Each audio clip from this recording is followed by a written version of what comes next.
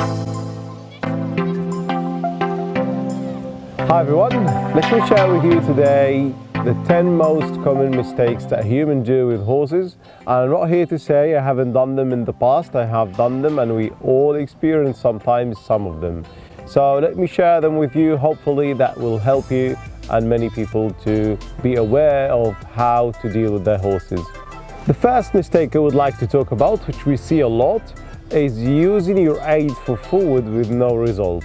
You see a lot of the times people kick and stop, or get tired for whatever reason, depending on the horse. And that's normally happen with lazy horses or dominant horses who doesn't want to move forward. And they use a tiring technique. They tire the rider and the rider stop. My suggestion for those people is keep your pressure on until you get any result and then release. Basically, if you apply pressure of forward and you don't get result and you stop, it means you're teaching your horse to ignore your pressure. Another very common mistake is when we're desperate to do something with our horses and we don't do enough preparation. Such as, it could be just putting the rug on and your horse unsure about it for any reason. Maybe it's a young horse, doesn't have enough experience with putting the rug on, or it could be the dentist that's arrived, that he doesn't have enough experience, or he had once in his life bad experience. Could be the farrier, could be anything.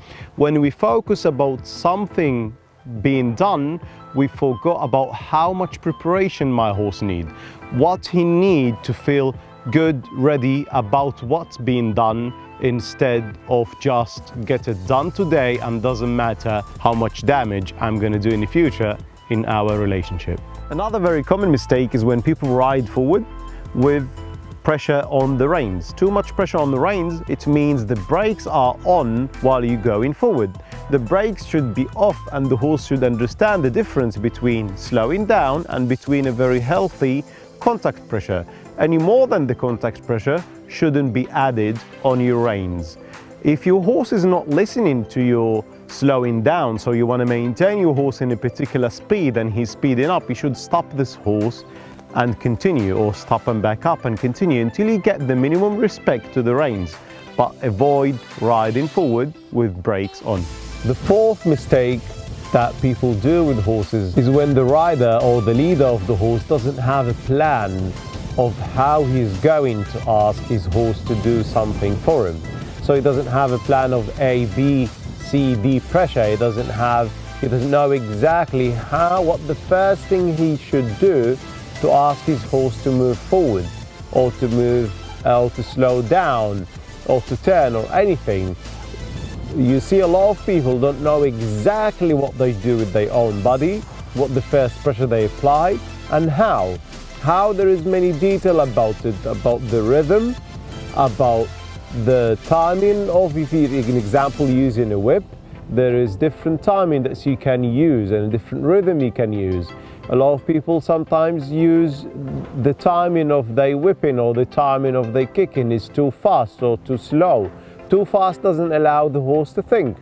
Too slow, the horse can think the rider or the leader is about to give up, etc., or it's a release because it's too much time in between. The fifth mistake is when you turn your horse to reach a particular place and you begin using one of the reins, you begin using your right rein, and your horse doesn't take you to where you want, so you decide to release the right rein and use the left rein to reach the destination. But by doing that, you're teaching the horse to ignore your steering. You're teaching the horse not to respect your right rein or your left rein the next time.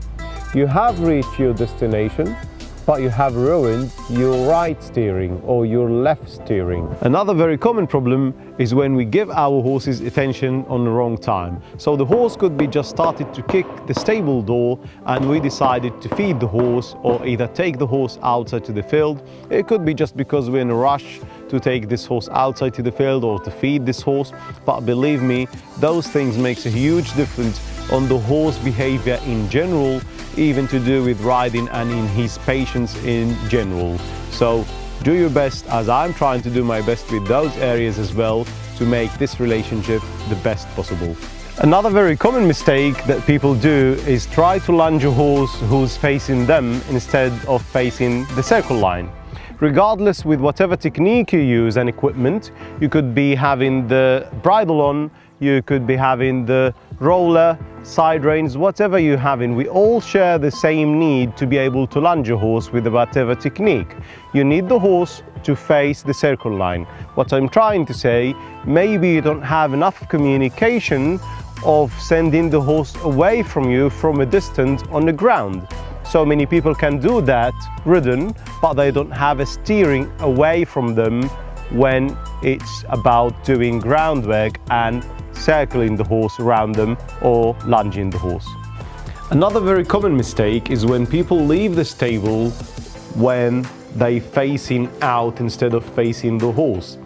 And I have done these mistakes many times in my life, and I learned that when I want to leave the stable, I should leave the stable facing the horse and not facing out.